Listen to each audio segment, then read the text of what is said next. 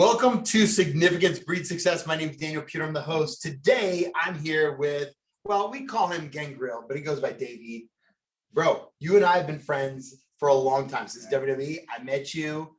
We were going into Shriners Kids Hospitals back in the day. I was super blessed, and we're friends almost 20 years later. That's amazing, isn't it? And it's so amazing because the journey from where you were then to the journey where you are now is amazing. And I don't know where I am on my journey. I'm still on my journey. We're both on our journey. We're on a journey. But what I learned a long time ago, that there's no pot of gold or rainbow at the end of a journey or reward. The journey is the jewel. So, you know. So I get a pot of gold every day. Like I get you as my pot today. My son just turned 8 months today. That's awesome. There's pots, right? Did you ever think that you were gonna have a son? Yeah. That long ago? Yeah. I told Deanna before she knew she was pregnant, about 3 weeks before. Told her she was pregnant. Oh yeah, you told me that. Yeah. So that's a whole crazy story. Wild stuff right there. Yeah, no. People don't like. I don't know. Very intuitive, but you don't see anything sitting on me or around me. No. You're good. You're good. It's all good. It's a nice aura here, right? Yeah. You're good. Just checking. So I know you see sometimes. Yeah, I can see things sometimes. So they say. So I'm like, hey, what's that? And somebody's like, what? He's like the 12-year-old kid in New York. That's a whole different story. We'll get on that later. Ask Ron about that sometime. Oh, the one that was like the demon. It's pretty crazy. There's a lot of evil in the world. Yeah, it's sad too. So this is like the beginning of a podcast. This is interesting. Cool. So you and I met at OVW. And we started going into Shriners Kids Hospitals together. And what was really interesting, do you remember that day that we were in the hospital? I do. I remember that girl. Okay. Yes. So like I can feel that, right? Like we were going down an elevator after I think we saw a couple kids. Mm-hmm. And because I don't remember much before that, but I remember that situation. We're going down and a couple of her brothers were they were like, oh my gosh. And they were like, would you come see our sister? And they were like, please come see our sister. We walked in and she saw your face. And they were like, she didn't talk for like a couple months because she was in a house fire. And she literally started talking, or not talking, but like moving, mumbling. Like she was like so into it. Usually little kids are afraid of vampires, which turns out she loved vampires. She was like, yes. Yeah, that that's such it's a rewarding thing, and at the same time it's so heartbreaking when you go in there and stuff. So sometimes I feel selfish because when I leave after doing something like that, or even the St. Jude's or wherever, when you go do something, you feel so good about yourself, but then you think, oh man, they're like what they're really going through. But then you got to sit back and realize, well, they were happy. There was something good that just happened there, and it's just crazy. It blows my mind. And then how strong that they are, and what they can fight through. Like as an adult, I don't think I can go through some of the stuff these kids go through and kick out and move forward like they do. It's amazing. It's challenging, and it's terrifying, and it's amazing, and it's also beautiful all at the same time. And that's in America. Right? Yeah. Like I was in India a couple of years ago. You've done international too. Yeah. And the stuff I've seen in like whether Mexico or Peru or India. I was stuck in Senegal for 3 weeks. Challenging, scary, depressing. The things you see, just the poverty and the health, and it's just. I came home from there and I lost 50 pounds in a week. They picked up something. They couldn't tell me what it was, but these people live with that day in and day out. If they're lucky enough to eat. If they're lucky enough to live too. They eat and live. Yeah. So, I mean, I've seen stats like 12% of kids die as like young kids, right? Like I look at that and I'm like, hold on, how do 12% like, and so then I'm over there and they're pumping water and they're not boiling it. They're drinking it out of a pump and the sewage is in and everything else is in. It's crazy.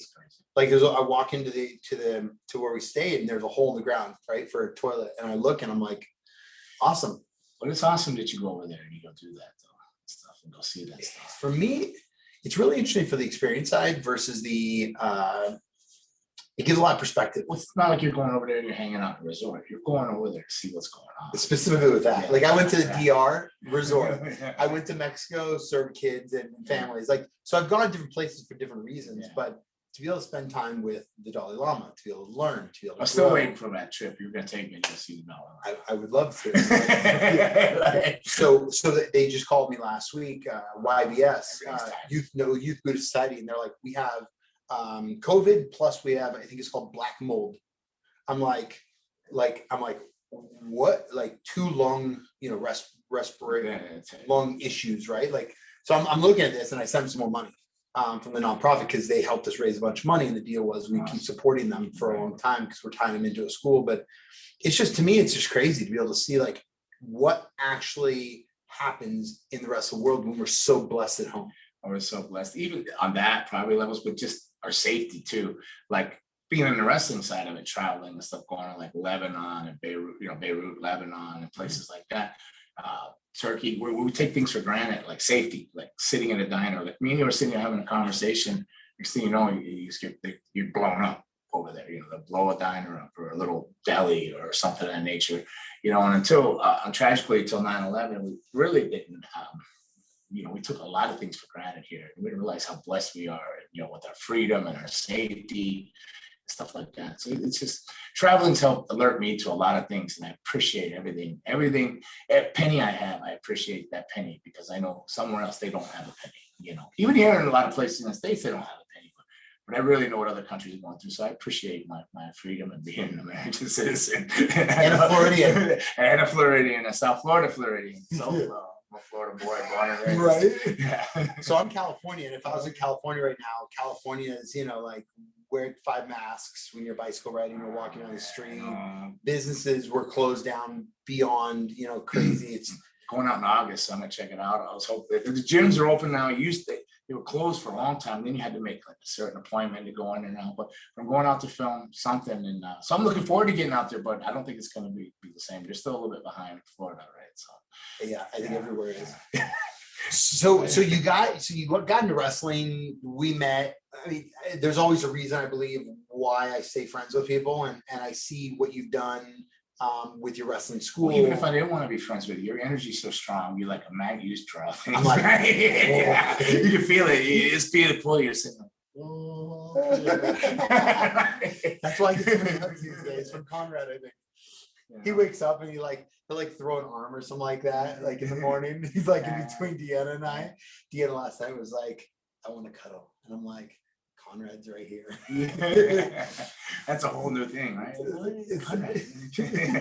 What's going on, bud? We got to get you on bed now. That's amazing, though. Well, we put him in bed. I'm so happy. He'll literally sit up. He'll literally sit up and look at you.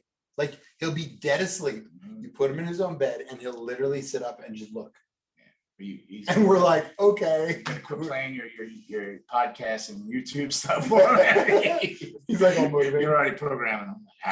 So we do word of the day every day, which is awesome. He's 8 months old. Today's word, yeah, every day we do a word of the day. Today was celebration. So spell celebration. No, I didn't do I didn't do this word today. Deanna did it because it's the 8th month. But it's great. Okay, yeah. For him to start like learning, growing. He can, when I say, hey, Conrad, when he gets close to the bed or close to something, we're like, slow down, look over the side, careful, like, so he can be mindful of what's going on. We don't say, no, don't, like, because then he doesn't learn anything from that period. Correct. Yeah. So it's interesting on the mindset on like subconsciously, how from like negative 9 months to, or for Deanna's 8 months to where he's at today. He is alert, he smiles, he laughs, he plays bongos, he plays drums, he walks around the house and he's on a walker. Bongos, drums, and words of the day. Celebration. That's amazing. So tell me, all this crazy, right? We met when I was like 23 or 4. Yeah, you have better memory than me. I can hardly have too many chair shots today and concussion. And I told them don't do that. I'll actually So now you've been training people. How long have you been training people in South Florida? In South Florida, well, I was living in LA for a while, so I had a school out in LA. So with Rikishi, the rest is Rikishi. So we had a school called Knox Pro together. But then I wanted to come home because I have grandkids and stuff like that, and I wanted to come back to South Florida. So I've been back here about 4 years now, almost 5. But I've been training kids for about 4 years, right around 4 years, running a wrestling facility, teaching them how to be pro wrestling. But you're training them to be pro wrestlers, but it's really like, I have a lot of sons and daughters. It's like mentor them. They become your kids, and you're very attached to them all, every last one. They're amazing. Yeah, they're all amazing. It's interesting because I've walked in multiple schools before, and your like your, at least from what I've seen, your training methodologies, you support in a human's growth, not just the wrestling, like what you said, but it's getting them to focus.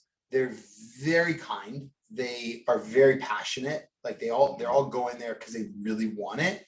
But the respect level and like their drive, it's different than normal schools that I've gone to. Well, they really want it. So that's something they have in common. And I love wrestling, and wrestling saved my life. I owe wrestling everything. Wrestling owes me nothing. So they come in. So they come from their homes. They're not necessarily, nothing against their parents, all of them. I don't know every one of them situations, but some of them don't have parents. Some of them didn't have a father. Some of them didn't have a mother. Some of them didn't have either one. So they come in there now. This is something they want to do and have a passion for. So you got to look at it like they're reborn.